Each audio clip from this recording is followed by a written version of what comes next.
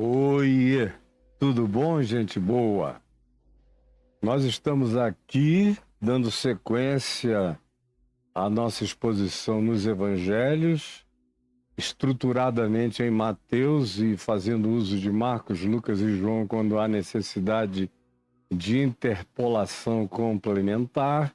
Mas antes de a gente seguir aqui em João, que é onde nós estamos agora, pegando esses interstícios íntimos da fala final de Jesus com os discípulos, que só João narra na noite da Páscoa, antes da sua prisão, é uma descrição exclusiva do Evangelho de João. É onde estamos no capítulo 16, eu parei ontem no verso 12, de onde eu vou prosseguir agora.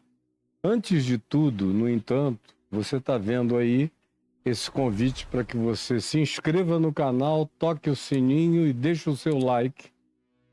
Faça isso, porque é a sua maneira mais simples de contribuir com a gente, porque o algoritmo vai e coloca a nossa cobertura, o nosso canal, de maneira mais visível para milhares de outras pessoas, se a gente for acumulando isso. Nós somos quase 1 milhão aqui de inscritos. Inscreva-se e convide outros amigos a inscreverem-se.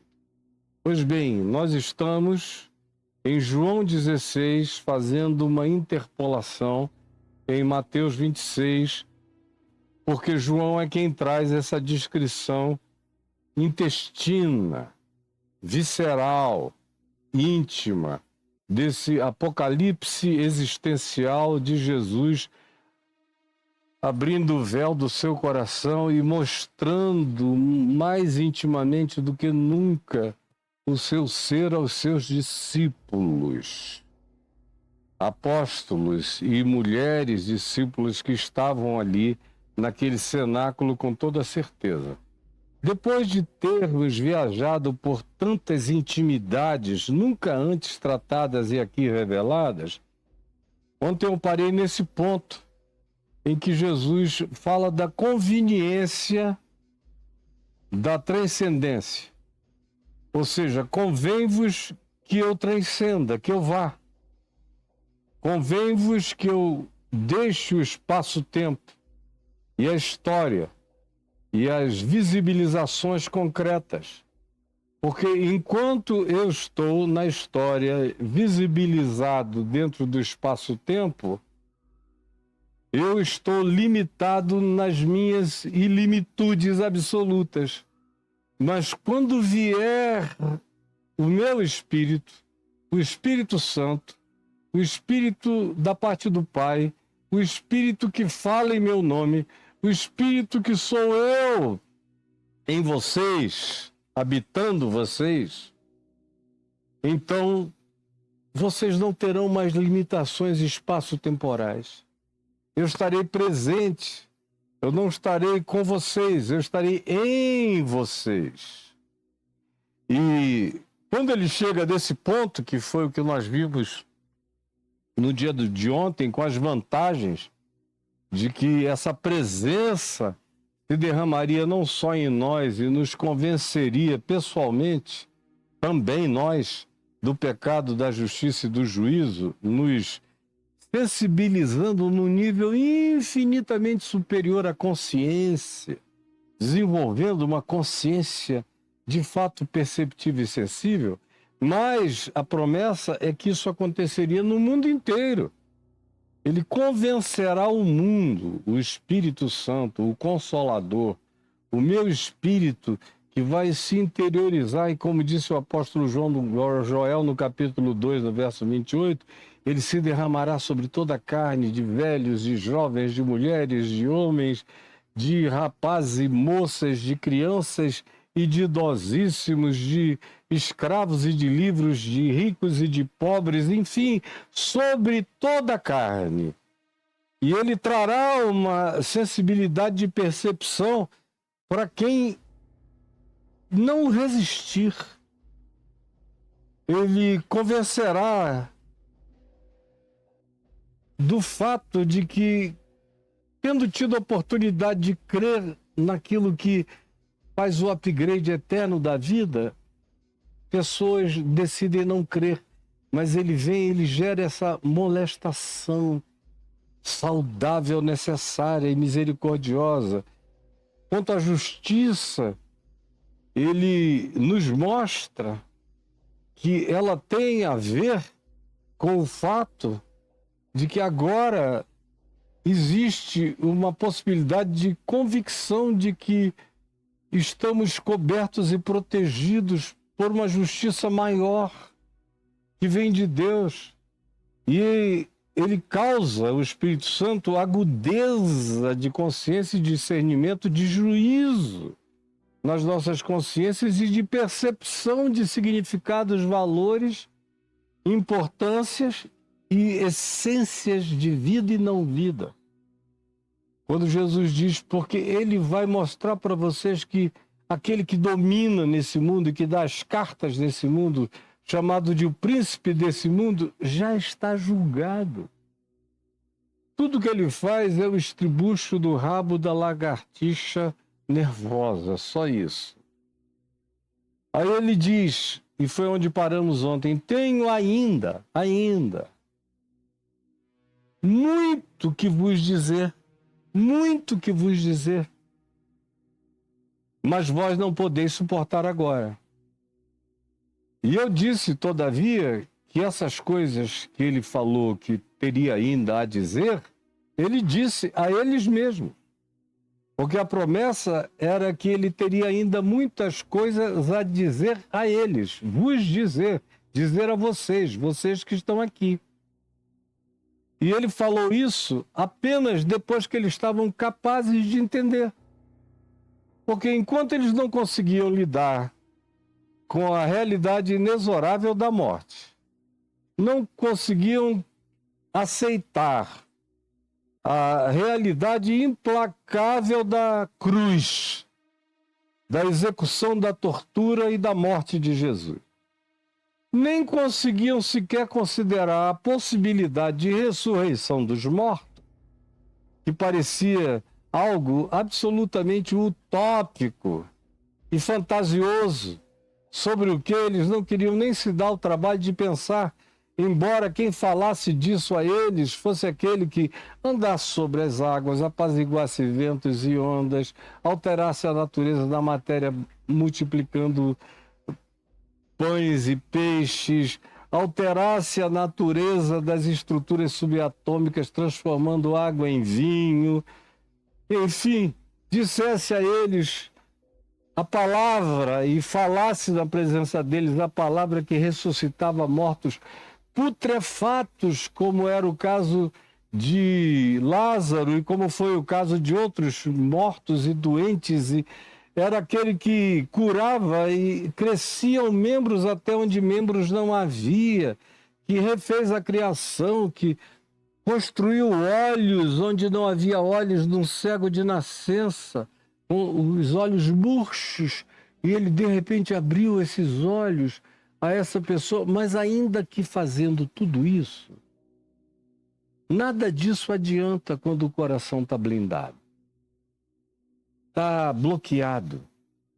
E ele, que já vem tentando fazê-los entender todas essas coisas, e vocês acompanharam comigo, os sucessivos bloqueios cognitivos que todos os apóstolos criaram para não ter que lidar com essa questão, ele fala dela aqui, mas diz, eu tenho muito mais para falar.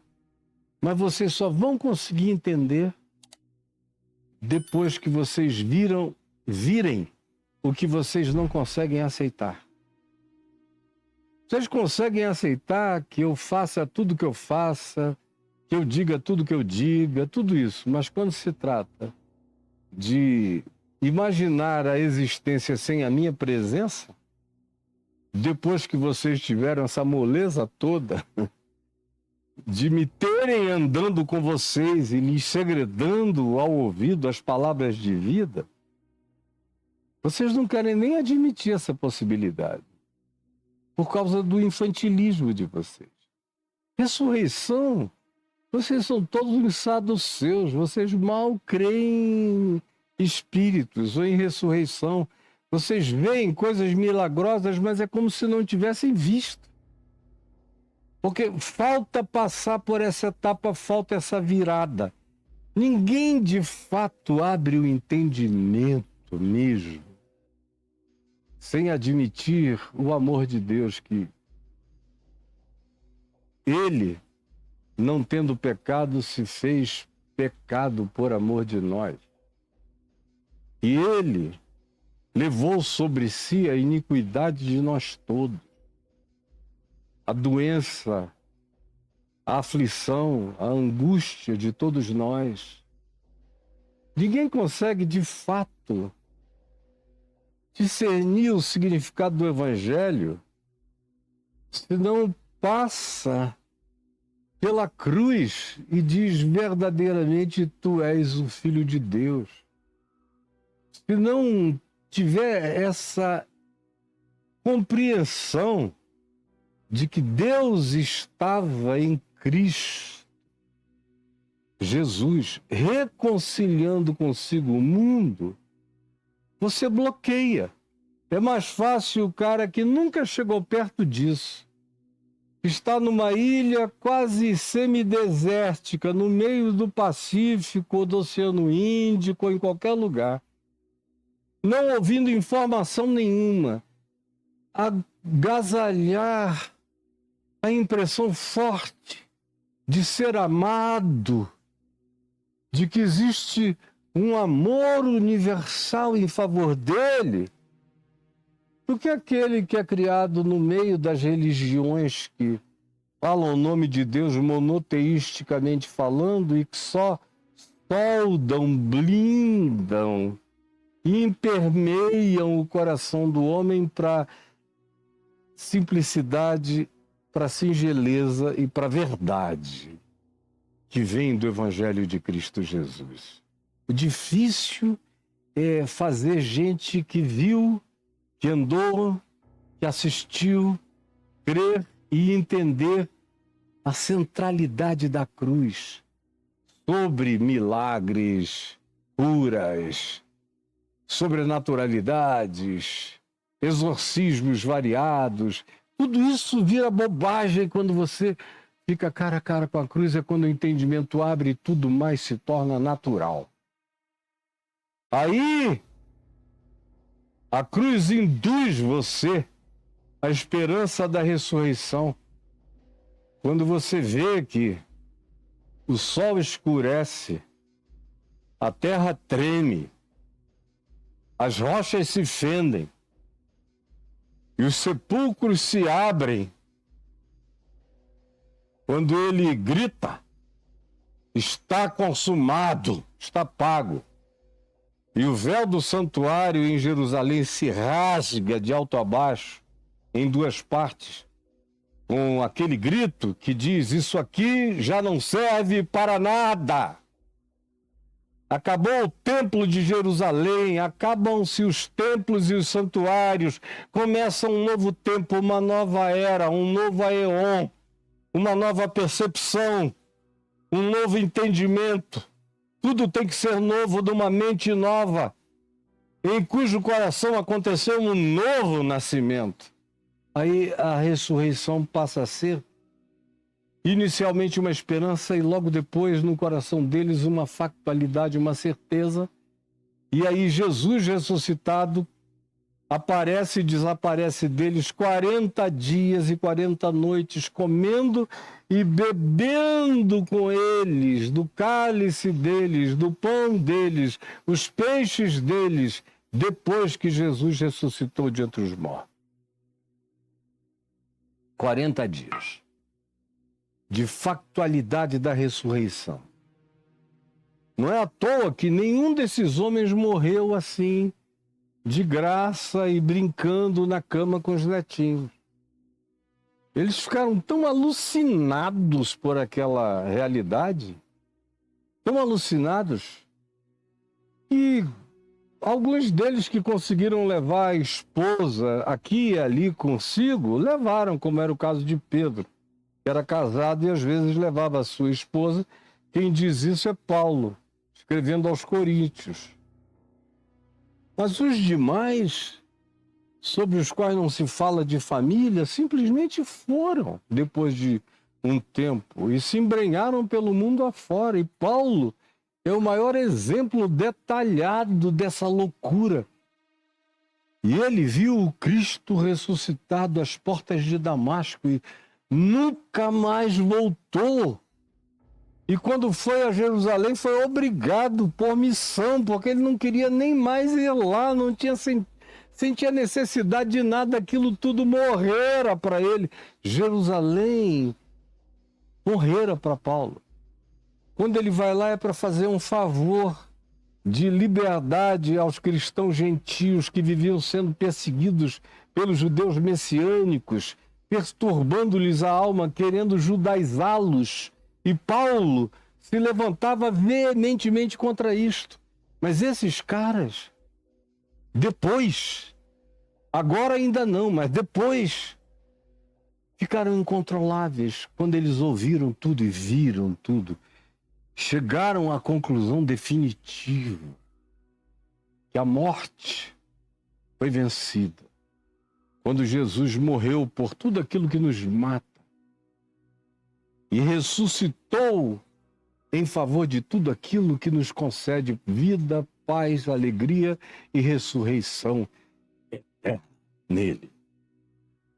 Mas tinha que haver esse encontro com a cruz, senão é como o crente pentecostal que anda procurando milagre para todo lado, mas não tem certeza de salvação, de vida eterna, de graça de Deus. Quanto mais milagres eles supostamente dizem que vêm, mais cínicos, incrédulos, descrentes e superficiais e jactanciosos da sua superficialidade eles se tornam, porque não passaram pela cruz, não foram impregnados da alegria da ressurreição. Eles querem é dinheiro, eles querem é fama, poder e gritaria, mas graça divina, eternidade e presença de Deus habitando-lhes o coração, criando esse ethos do Espírito Santo em nós, isso quase ninguém quer mais. Jesus sabe disso. Sabe disso até o fim. Tenho ainda muito que vos dizer, mas vós não podeis suportar agora. Quando vier, porém, o Espírito da verdade, o Espírito Santo, o Consolador, o Paráclito, ele vos guiará a toda a verdade. Quando ele vier, ele é o Espírito da verdade, não da mentira, não da invenção, não da fake news, não da elaboração, da elucubração, não é o espírito da teologia, nem o espírito da doutrinação, ele é o espírito da verdade intrínseca, inafastável, existencial, a verdade de que tudo só é verdadeiro se for vivido com a fé que opera pelo amor. As coisas só se tornam legítimas e validadas como verdade, como verdadeiras, se operarem mediante a fé que se faz eficaz pela manifestação do amor. É o que o Evangelho ensina. E o Espírito Santo, Jesus diz, é o Espírito da verdade que guia toda a verdade. E quem quer que ande nele, ande com ele e me tenha como referência, como pedra de esquina para todas as coisas que venham a medir e a tirar o prumo, o nível de tudo, a partir do alinhamento comigo, esses nunca serão enganados. Se carregarem o Espírito Santo no coração, como, aliás, é o que o Espírito Santo revelou ao apóstolo João, e é o que ele diz com toda objetividade a nós, aqui na primeira epístola dele, no capítulo 2, do verso 27 em diante. João, primeira epístola, capítulo 2, do verso 27 em diante. Ele diz, quanto a vós outros, preste atenção, num tempo que não havia Novo Testamento, nenhum texto praticamente ainda, não havia nenhuma organização neotestamentária, isso tudo aconteceu depois. Eles não tinham, portanto, livro. Livro não existia naquela época. Era pergaminho, era papiro, ou eram, no passado, tabletes. Mas agora, nos dias de Paulo, são pergaminhos. Ele mesmo alude aos textos que ele queria ler, que ele tinha esquecido na casa de Carpo. Ele diz a Timóteo, na segunda epístola, no capítulo 4, quando tu vieres, traze os pergaminhos, os livros, que eu esqueci, que eu deixei na casa de Carpo, bem como a minha capa e os livros. Porque eu estou numa prisão gelada, num tédio horroroso, sem ninguém, todos me abandonaram. Então, quando você vier, traze, para pelo menos eu me distrair com a leitura que edifica meu coração. Mas não havia isso. E olha só o que João diz para quem não tinha nada. Quanto a vós outros, a unção que dele recebeste, e a unção aqui significa a iluminação, a graça, o atravessamento, a residência, a habitação dele, que vocês receberam, está em vocês, permanece em vocês. É um selo inarrancável, como Paulo diz, escrevendo aos Efésios no capítulo 1, versos 12 e 13. É o penhor do Espírito, é a unção do Espírito, é o imprimatur do selo do Espírito Santo aqui, no meu coração, no seu também, no coração daquele que crê. E vós não tendes necessidade de que alguém vos ensine. Num tempo em que não havia nada, não havia livro, não havia gravação, não havia facilidade de locomoção. As cartas levavam meses para chegar de um lugar para outro. A comunicação era rarefeita, dificílima. E a confusão de intérpretes variados já estava graçando, se impregnando, especialmente naquela cultura greco-romana, tanto quanto já tinha corrompido boa parte da fé em Jerusalém, transformando os discípulos originais de Jesus, muitos deles em cristãos messiânicos, em cristãos adventistas, em cristãos que queriam fazer uma hibridização entre a lei de Moisés e o evangelho da liberdade e da graça de Deus em Cristo Jesus. E ou é uma coisa ou é outra, não dá para fazer esse Frankenstein.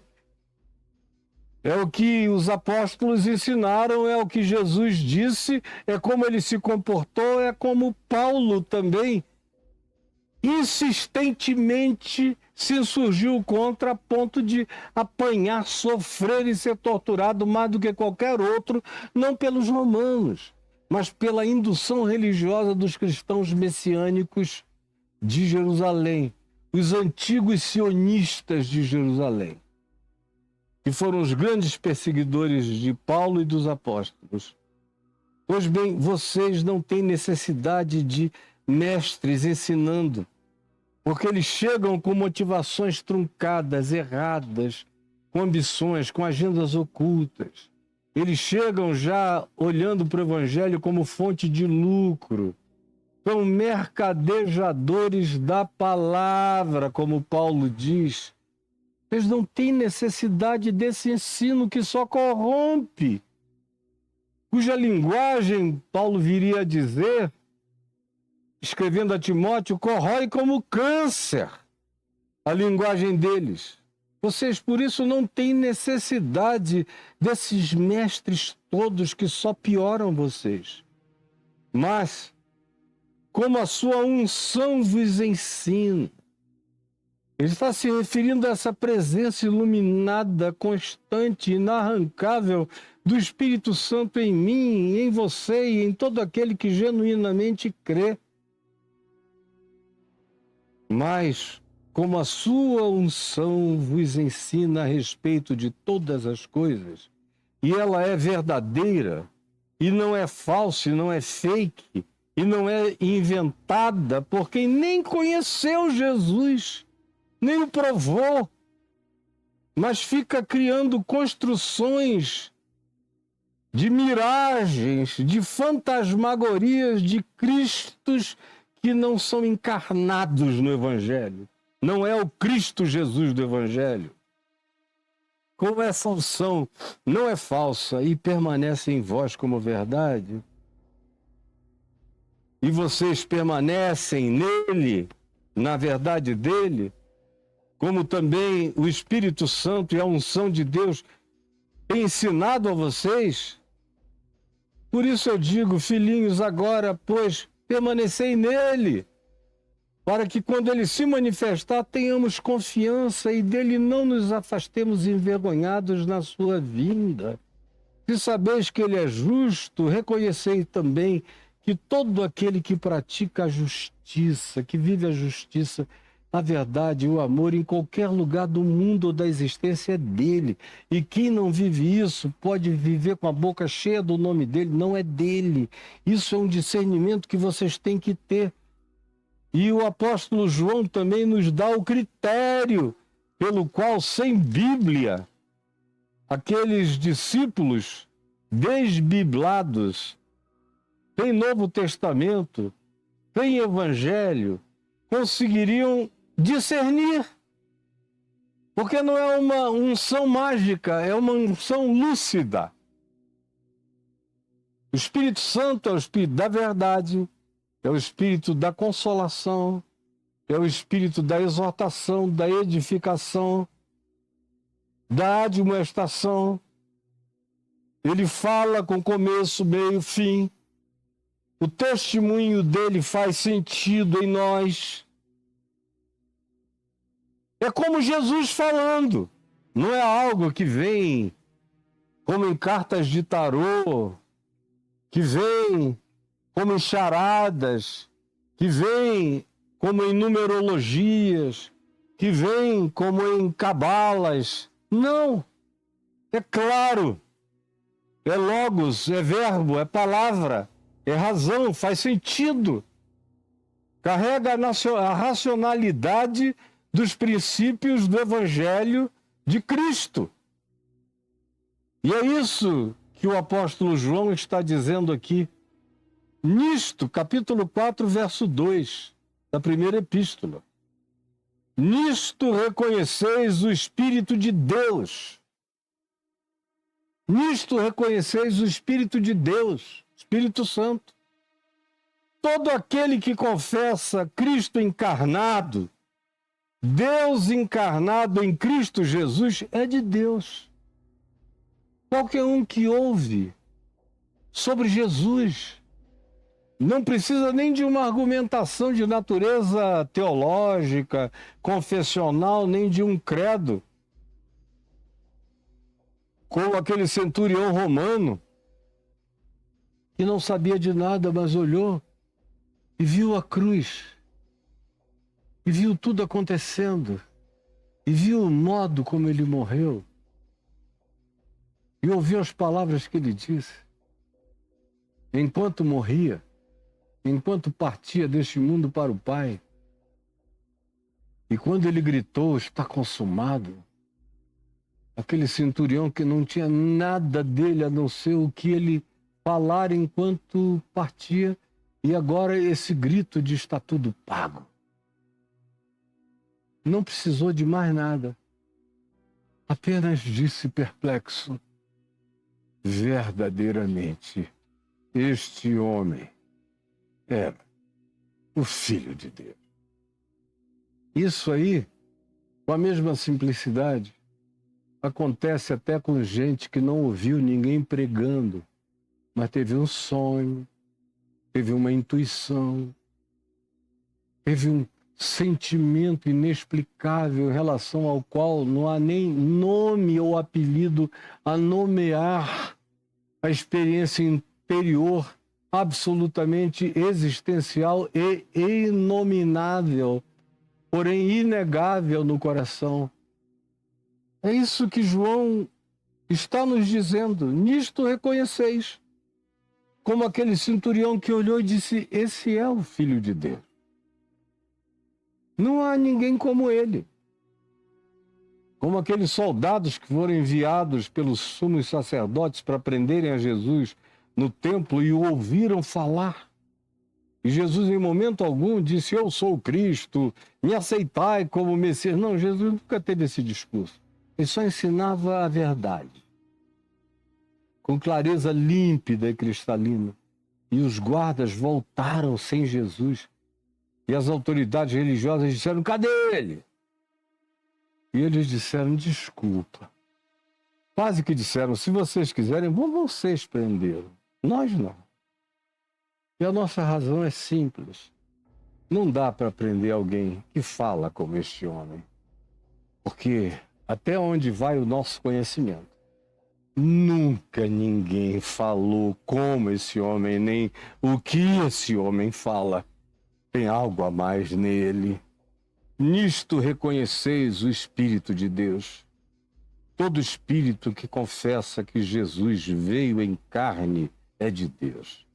Ou seja, que não era uma aparência, uma miragem, uma impressão de Deus, uma fantasmagoria divina, um ser que tinha aparência de encarnação, mas de fato era um ente alienígena de uma outra natureza energética, como ensinavam algumas seitas gnósticas dos dias de João, como ensinavam já os que elaboravam os primeiros passos do docetismo, que viria a ensinar com estrutura teológica posterior que Jesus não era encarnado, era apenas uma aparência, mas não era, porque se ele fosse carne, ele não poderia ser Deus, nem todo bom, porque eles criam que havia uma intrinsidade de mal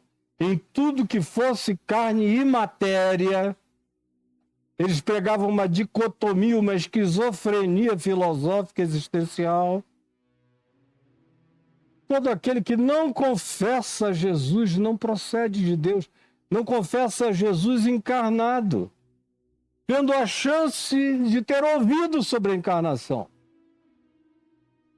Quem não precisa confessar o nome de Jesus como Deus encarnado é quem nunca ouviu nada.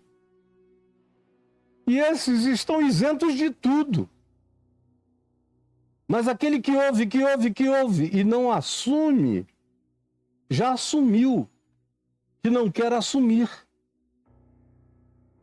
Todo espírito humano, ou espírito extra-humano, espírito intra-humano ou espírito fora do ser humano, qualquer espírito, Qualquer espírito que não confesse a Jesus como Cristo encarnado não procede de Deus. Pelo contrário, este é o espírito do anticristo, que acha que Jesus até foi um grande profeta, poderoso, legal, bom para ajudar em tempo político, porque os crentes são todos uns ignorantes, a gente manipula, usa o nome de Jesus, prega até em nome de Jesus. Mas não vem de Deus. Porque não tem a visceralidade da encarnação. De Deus em Cristo, na cruz, na ressurreição, reconciliando consigo o mundo. Pelo contrário, este é o espírito do anticristo, a respeito de cujo espírito que habita muitos e muitos e muitos anticristos e habitará de maneira densa um determinado anticristo em meio a milhões de outros anticristos, a respeito de cuja realidade tendes ouvido que vai acontecer, que já está acontecendo e acontecerá cada vez mais veementemente, que presentemente já opera no mundo. Mas, meus filhinhos, vós sois de Deus e tendes vencido os falsos profetas. Tendes? Nessa geração, não. Está todo mundo sendo engolido pelos falsos profetas porque não tem Espírito Santo, não tem Evangelho, não tem alinhamento com a verdade de Jesus no coração. Mas para quem tem, esses sabem que maior é aquele que está em nós do que aquele ou aqueles todos que habitam o mundo. Quando vier, porém, Jesus diz em João 16, o Espírito da verdade, ele vos guiará a toda a verdade, porque não falará de si mesmo, mas dirá o que tiver ouvido, e vos anunciará as coisas que hão de vir. E agarrados a esse pedacinho aqui, milhões de escatologistas, especialmente de natureza teológico-doutrinária pentecostal e adventista e testemunhas de Jeová, já predisseram a vinda de Jesus, já montaram cronologias, já deram nome de anticristos, já marcaram datas, já fizeram todas as barbaridades deste mundo. Em nome de ele vos anunciará as coisas que hão de vir. Jesus anunciou as coisas que hão de vir. O Espírito Santo nos lembra. Sobretudo, ele nos lembra que ninguém sabe o dia, nem a hora, nem o prazo, nem a cronologia, nem os anjos dos céus, nem o Filho, mas tão somente o Pai. Pedro não soube, Paulo não soube, João não soube, ninguém soube e ninguém saberá. Isso ele já nos deixa claro. O resto tem a ver com a aplicação do Evangelho na mudança da sociedade humana. Ele vai nos ensinando como aplicar o Evangelho a todas as mutações históricas, sociológicas, tecnológicas, psíquicas, da carência humana, da necessidade humana. Como tem coisas que eu faço em coerência com o Evangelho, com Jesus, faço com Jesus em mim. Como se ele estivesse me assistindo, e ele está. Com principados e potestades me assistindo, e eles estão. E de acordo com Paulo, estão aprendendo sabedoria espiritual nova. Comigo, com você, com tantos quantos vivem o Evangelho em harmonia com Cristo Jesus, na pureza e na simplicidade do que nos foi ensinado por Ele. O Espírito Santo fala do que é dele, Jesus. Fala a verdade de Jesus, que é a encarnação da verdade. E a gente reconhece a verdade quando ela é conforme Jesus. Se não for, a gente repudia, mesmo que nos seja trazido por um anjo de luz. Como Paulo disse, ele vos anunciará a pertinência, a aplicabilidade. a propriedade, como fez com Paulo, e tendo sido instruído por Gamaliel, que era da descendência de Hillel, um dos maiores rabinos de Israel, que era Paulo da tribo de Benjamim, da seita dos fariseus, e que se destacava como um gênio precoce em relação a todos os da sua geração. Era um Einsteinzinho da religião judaica, e encontrou Jesus e mudou tudo. E compreendeu tudo. Compreendeu o que Pedro levou décadas para entender. O que os outros apóstolos tiveram que se expor a realidades de outros povos para começarem a compreender. E Paulo já nasceu grande, já nasceu crescido, já nasceu praticamente pronto para continuar. Ele sabia a virada, aquela luz iluminou e o tirou do caos da angústia da religião judaica e o introduziu no paraíso da graça de Deus em Cristo Jesus, no Éden do amor de Deus. Ele viu do que as coisas eram feitas em Jesus. Ele vos anunciará as coisas que hão de vir, os desafios que hão de vir, os inimigos que vocês vão enfrentar, como é que vocês vão enfrentar. Vai renovar a alegria de irem ao mundo como ovelhas enviadas para o meio de lobos, sem medo. E vai dar a vocês pertinência de geração em geração, de geração em geração. Vocês serão absolutamente pertinizados pelo Espírito Santo. Serão pertinianizados pelo Espírito Santo de Deus para serem relevantes em cada geração. Ele não vai glorificar a si mesmo. O Espírito Santo não vai criar um culto ao Espírito Santo. Ele me glorificará, Jesus diz, porque há de receber do que é meu.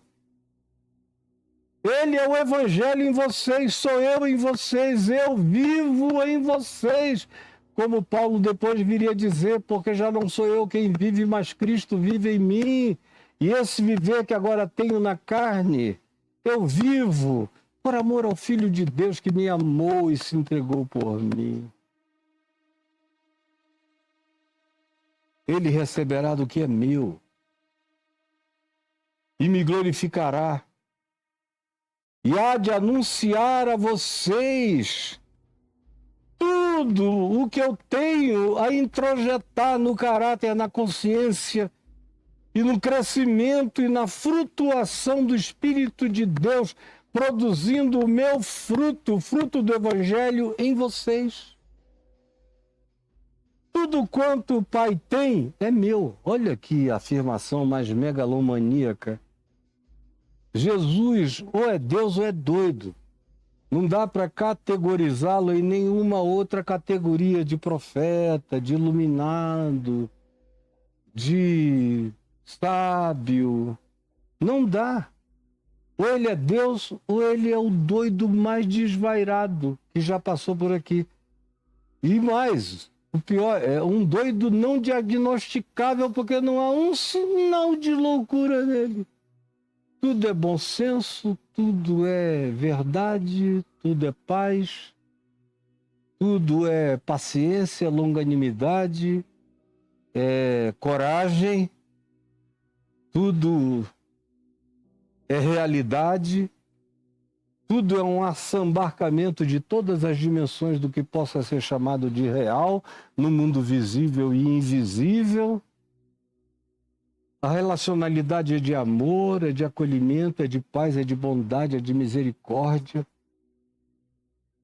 é de saúde. E vem ele e diz isso. Tudo quanto o Pai tem, o Pai tem, é meu. Tudo quanto o Pai tem é meu. Eu e o Pai somos um. Quem me vê a mim, vê o Pai. E o Espírito Santo, que será enviado, falará a verdade, a minha verdade, falará do que é meu e me glorificará. Ele será o repetidor do Evangelho em vocês e será o poder pulsional que vai dar a vocês a coragem, a disposição, a decisão da prática do Evangelho no cotidiano real. Tudo quanto o Pai tem é meu. Por isso é que vos disse que ele há de receber do que é meu e vou-lo há de anunciar. Então, um Espírito Santo que não repete Jesus, que não ensina Jesus, que não replica Jesus, que não se assemelha a Jesus, que não carrega a mente de Cristo, a sabedoria de Cristo, se comporta como um Jesus descontrolado no sanatório, endoidecido numa cela, se comporta como um gadareno no cemitério de Gerasa, não é o Espírito de Jesus. É psiquismo humano, é espírito maligno, é sugestão, é qualquer coisa, mas não é o Espírito de Cristo. O Espírito de Cristo age como Jesus agiu. Ele não cria nenhum tipo de esquizofrenia em Deus, nem dicotomia entre Jesus e a manifestação de Deus segundo o Espírito Santo. Não. Tudo tem sua convergência absoluta para Cristo Jesus. Nele tudo subsiste. Ele é a expressão exata do ser de Deus. Nele habitam todos os tesouros da sabedoria, do conhecimento, da consolação. O Espírito de Cristo é o Espírito Santo. E o Espírito Santo é enviado pelo Pai. E Jesus diz, e ele me glorificará, porque tudo quanto o Pai tem é meu. Meu Deus, o Cristo eterno imolado antes da fundação do mundo, declara para os sentidos de todos nós, tudo quanto o eterno tem é meu. Por isso é que vos disse, ele há de receber do que é meu e vou-lo há de anunciar. Hoje eu vou parar aqui. Amanhã eu continuo no verso 16, mas eu deixo você pensando nisso. Olha só em volta. Onde é que você vê alguma manifestação do Espírito Santo parecida com Jesus? Pense na capelã do Trump, que vive falando em línguas, mas línguas fajutas. Não tem nada do Espírito Santo. Em que aquilo ali parece com Jesus? Você pode imaginar Jesus no palácio de Herodes, o Grande, fazendo aquele papelzinho? Porque o Trump não é melhor do que Herodes, o Grande.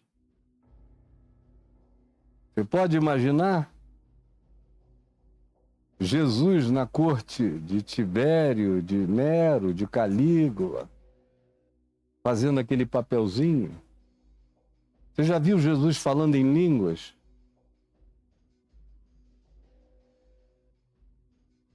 Viu alguma coisa nesses espíritos santados que existem por aí? Parecem mais santarados do que santificados. Parecerem com Jesus? Olhem para esses cultos cheios do Espírito Santo que vocês veem por aí. Supostamente cheios. De gente doida para todo lado, uma maluquice que não tem tamanho. Em que isso parece com Jesus? Em que você quer um Espírito Santo que faz você ficar totalmente dessemelhante, até antagônico ao modo, ao jeito, ao ser, ao caráter e à manifestação de Cristo em Jesus, conforme os evangelhos?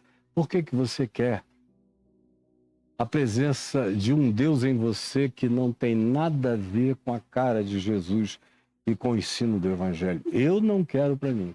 Esse espírito não me habita.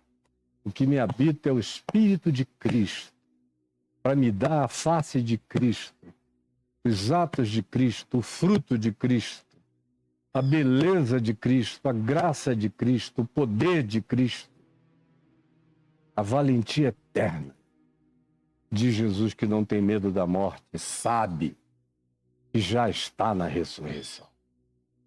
Senhor Jesus, por favor, eu creio no Espírito Santo. Creio que Ele está agindo hoje no mundo, aonde se sabe e aonde não se sabe. Todavia, Ele está agindo. E eu peço que quem quer que tenha ouvido essa palavra não a resista. Pelo contrário, a acolha. É o que eu te imploro, em nome de Jesus. Amém. Olha só, gente boa, esses dias eu não tenho falado algumas coisas que eu falo normalmente, e hoje é quarta-feira, e eu esqueci de passar as coisas que eu queria para o celular da Clarinha para eu poder lê-las aqui, e elas estão no meu celular que não está disponível agora. Então eu vou deixar para amanhã, e eu quero só que você observe, tem um Pix, escrito Caio e Adriana aí, para aqueles que querem fazer contribuições de natureza pessoal e pediram para a gente botar. Tem outro que é um CNPJ, que é para ajudar o meu ministério, que é aquilo que eu faço com a ajuda de muitas pessoas que têm marido, que têm esposa, filhos, e precisam de salário para serem sustentadas. Então, o meu ministério é a continuidade. Agora mesmo, antes de começar aqui, eu gravei várias coisas para o nosso canal em inglês. E o pessoal está trabalhando lá nos Estados Unidos para soltar isso quanto antes. Depois vem outros passos em inglês. A gente vai começar de maneira bem modesta para inaugurar, e depois a gente vai ampliando. Eu preciso de gente e preciso sustentá-los, mantê-los. Esse é o CNPJ. E tem os meus cursos. Estão aí no caiofabio.com.br/cursos. Vai, escreva caiofabio.com.br/cursos e aperte Enter. Você cai aí nesses banners. Atrás de cada banner desse tem um vídeo meu explicando o que eu entrego em cada um desses cursos para vocês. Pegue o seu e pegue o curso que eu estou oferecendo agora, nos dias de hoje, que é o Poder dos Salmos. Está aí à sua disposição no caiofabio.com.br/cursos. Vá lá e pegue o seu curso, 18 minutos cada aula. O Poder dos Salmos, para você ouvir de manhã. E Jesus é a chave interpretativa. Você vai ficar todo cheio de poder do Evangelho, explodindo e potencializando e propulsionando o seu coração em nome de Jesus. Um beijo, Deus nos abençoe em nome de Jesus. Amém, amém e amém.